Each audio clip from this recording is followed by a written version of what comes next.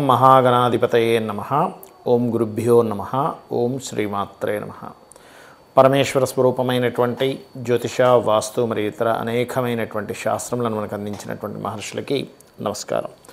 హయగ్రీవ హయగ్రీవ హయగ్రీవేతి యో వదేత్ తస్య నిస్సరతే వాణి జహ్నుకన్యా ప్రవాహవత్. అరుణాం కరుణాతరంగితాక్షీం ధృతపాశాంకుశపుష్పబాణచాపాం అనిమాదిభిరావృతాం మయూకైః అహమిత్యేవ విభావయే భవానీం. శ్రీమాత్రే నమః. ప్రేక్షకులకి ఆ లలితాంబిక అమ్మవారి యొక్క అనుగ్రహం పరిపూర్ణంగా కలగాలని మనస్ఫూర్తిగా కోరుకుంటూ మనం ఈరోజు చెప్పుకోబోయేటువంటి టాపిక్ ఏమిటి అంటే 12 లగ్నాల వారికి ఆయురారోగ్యాలతో ఉండడానికి, ఇటువంటి అనారోగ్యాలు రాకుండా ఉండడానికి చేసుకోవాల్సిన పరిహారాలు ఏమిటి, అది హెల్త్ పరంగా ముఖ్యంగా ఫుడ్ విషయంలో కానివ్వండి, అదేవిధంగా నవగ్రహాలు ఏ గ్రహం దగ్గర దీపారాధన చేయడం అనేటువంటిది కానివ్వండి, మరియు అదేవిధంగా మీరు ఏ దేవత ఆరాధన ఏ మంత్రాన్ని నిత్యం చేసుకోవడం అనేటువంటిది అని చెప్తాను. అయితే ఇది నేను ఏదైతే చెప్తున్నానో ఇది కొన్ని వేల జాతకాల మీద రీసెర్చ్ చేసి, ఆరోగ్యమే మహాభాగ్యం అంటుంటారు కదా, అనారోగ్యం కంతో బాధపడడం అనేటువంటి చాలా ఇబ్బందికరమైన విషయం కాబట్టి రీసెర్చ్ చేసి నేను సొంతంగా ప్రయోగం చేసి మహర్షులు చెప్పినటువంటి కొన్ని శ్లోకాలని ఆధారంగా తీసుకొని, మనకు మహర్షులే ముఖ్యం మనకి, ఎందుకంటే వాళ్ళు చెప్పకపోతే మనకేం తెలియదు. కాబట్టి ఇవన్నీ చేసింది నేనైనప్పటికీ కూడా చేయిస్తుంది చెప్పిస్తుంది కూడా లలిత అమ్మవారిగానే భావిస్తూ మీకు ఒక్కొక్క లగ్నం గురించి చెప్తూ ఉంటాను. అదేవిధంగా మరొక విషయం ఏంటంటే కొంతమందికి నక్షత్రము, లగ్నము, రాశి ఏమీ తెలియదు. అలాంటి వారు కూడా ఏం చేసుకోవాలి అనేటువంటిది వీడియో ఎండింగ్లో చెప్తాను. వీడియో ఎండింగ్ వరకు వినండి. మీన లగ్నము, మీన రాశి, మీనం వారికి కనుక చూసుకున్నట్లయితే మీ యొక్క పూర్వజన్మ కర్మ అనేటువంటిది ఏదైతే ఉందో ఇది రవి శని సంబంధంగా ఉంటుంది. అందుకే తండ్రి కొడుకులు రవి శని అంటే ఈ తండ్రి కొడుకులు అయినందుకు మీరు గమనించినట్లయితే మీన లగ్నంలో జన్మించిన వారికి వాళ్ళ లైఫ్లో ఎక్కువ తండ్రితో సంబంధాలు ఏర్పడి ఉంటాయి. అంటే ఎలాగా, తండ్రి ద్వారానే మీరు ఇబ్బంది పడడం, లేదా తండ్రి కోసమే మీరు బ్రతకడం, తండ్రి లోకంగా అనిపించడం, లేదా తండ్రికి మీరే లోకంగా అనిపించడం, ఒక్కొక్కసారి తండ్రి మీకు హెల్ప్ చేస్తానంటున్నా అదేదో చిరాగ్గా ఫీల్ అవ్వడం.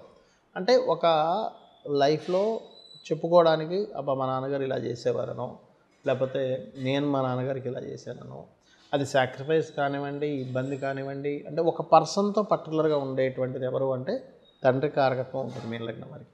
ఎందుకు, పాస్ట్ లైఫ్లో తండ్రికి చేసినటువంటి మేలు కానివ్వండి, కీడు కానివ్వండి, ఇది ఎక్కువగా వచ్చి ఇక్కడ కూర్చుంటుంది. అంటే ఎవరైతే తండ్రికి సంబంధించిన విషయంలో అది పుణ్యకర్మ కానివ్వండి, ఇబ్బంది కానివ్వండి పెట్టారంటే వాళ్ళని డైరెక్ట్గా భగవంతుడు తీసుకొచ్చి మీన లగ్నంలో పుట్టేలా చేస్తాడు.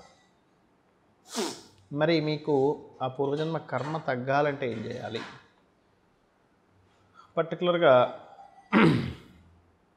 మీరు గురువు, చంద్ర ఈ 2 గ్రహాల దగ్గర దీపారాధన చేయండి. అంటే గురు చంద్ర గ్రహాలకి సంబంధించిన ఆరాధన, అంటే రాజరాజేశ్వరి అమ్మవారి ఆరాధన, దత్తాత్రేయుడి యొక్క ఆరాధన చేయాలి.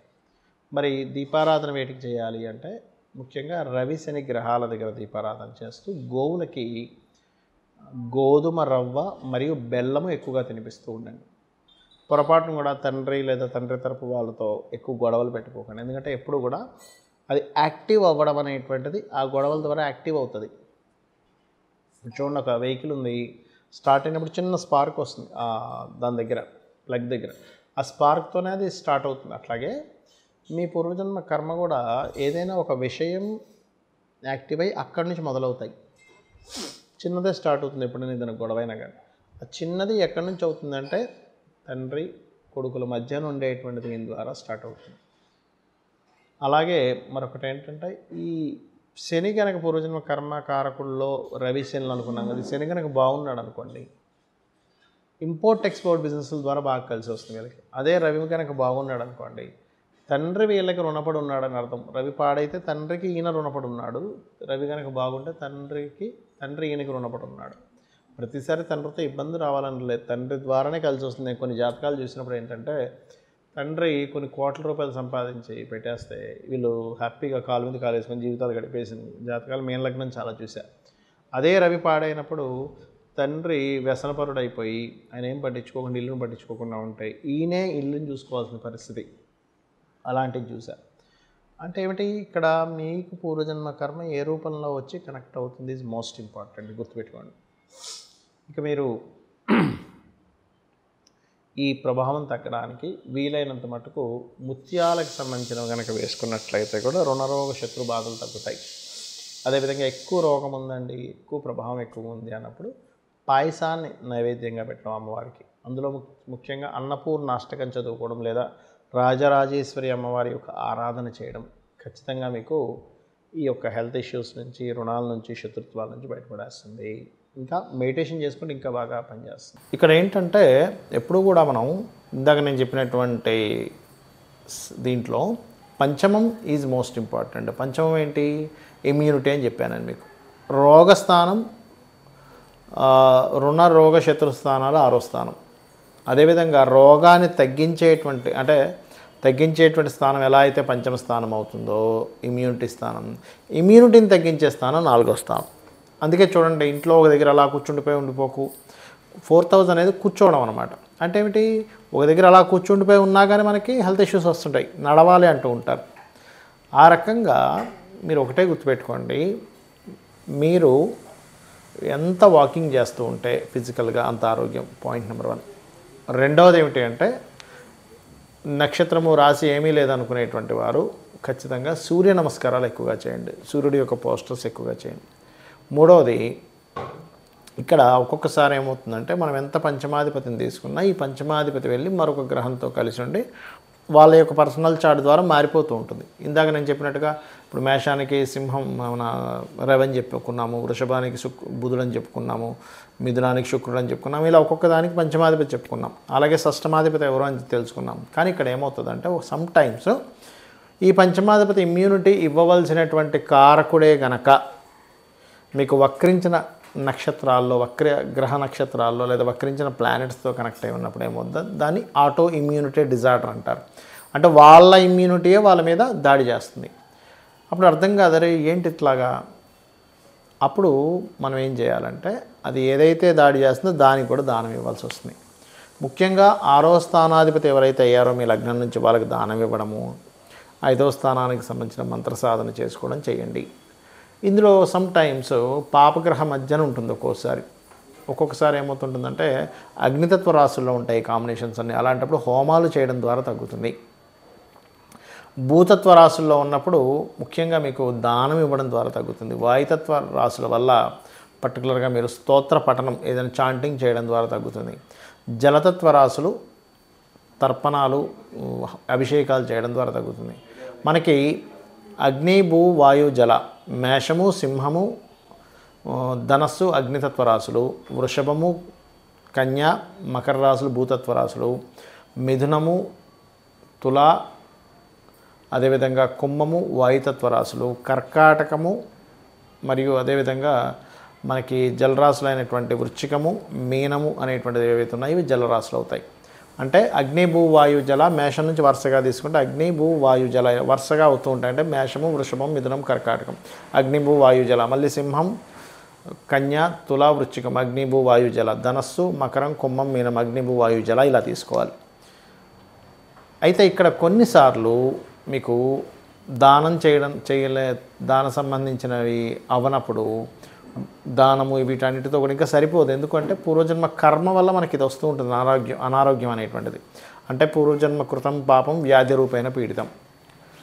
నేను చాలామందిని చూసా, చాలా ఎన్నో సంవత్సరాల నుంచి ఎక్సర్సైజులు కూడా చేస్తున్నామండి, కానీ నాకు ఎందుకన్నా ఆరోగ్యం వచ్చిందంటారు. ఎక్సర్సైజ్ చేయడం వల్ల మీకు రావాల్సిన పెద్ద అనారోగ్యం కూడా తగ్గుతుందో ఎటువంటి డౌట్ లేదు. కాకపోతే బాడీ ఫిట్నెస్ ఉంటుంది కానీ రోగం రాకూడదని రూల్ ఉండదు. ఎందుకు అంటే రోగం అనేటువంటిది మీ జన్మజాతకంలో ఉన్నటువంటి 6th lord 4th lord active అయ్యారా, 5th లార్డ్ డియాక్టివ్ అయిపోయాడా అనే దాని మీద ఆధారపడి ఉంటుంది. కాబట్టి ఒకటే గుర్తుపెట్టుకోండి, కొన్ని రోగాలకి లైఫ్ లాంగ్ చేసుకోవాల్సి వస్తుంది. కొన్ని మంత్రాలు కొన్నిటికి ఆ పర్టికులర్ పీరియడ్ వరకు చేసుకోవాల్సి వస్తుంది. అదేంటో తెలుసుకోవాలి. అదేవిధంగా అస్సలు రోగం రాకుండా మనకు ఉండాలి అంటే ముఖ్యంగా మీరు అర్థం చేసుకోవాల్సింది సూర్య నమస్కారాలు చేసుకుంటూ మీరు మనం తీసుకునే ఫుడ్ ద్వారా రోగం అనేటువంటిది వస్తుంది. గుర్తుపెట్టుకోండి, మనం ఎటువంటి ఫుడ్ తీసుకుంటున్నాము, అందులో మనకు కావాల్సినవి ఉన్నాయా లేవా, మనకు కావాల్సినవి మన బాడీని పాడు చేసే హాని చేసేవి తింటున్నామా, మరి అందరికీ అన్నీ తెలియదు కదా. అలాంటప్పుడు శాస్త్రంలో చెప్పింది ఏమిటంటే బాగా నమిలి మీరు తినేటప్పుడు క్రీం అచ్యుత అనంత గోవింద అనే నామాన్ని అనుకుంటూ తినండి. ఒక 30 సార్లు కనీసం నవలాలి, 32 సార్లు నవలాలని చెప్తుంది ఆయుర్వేదం అయితే.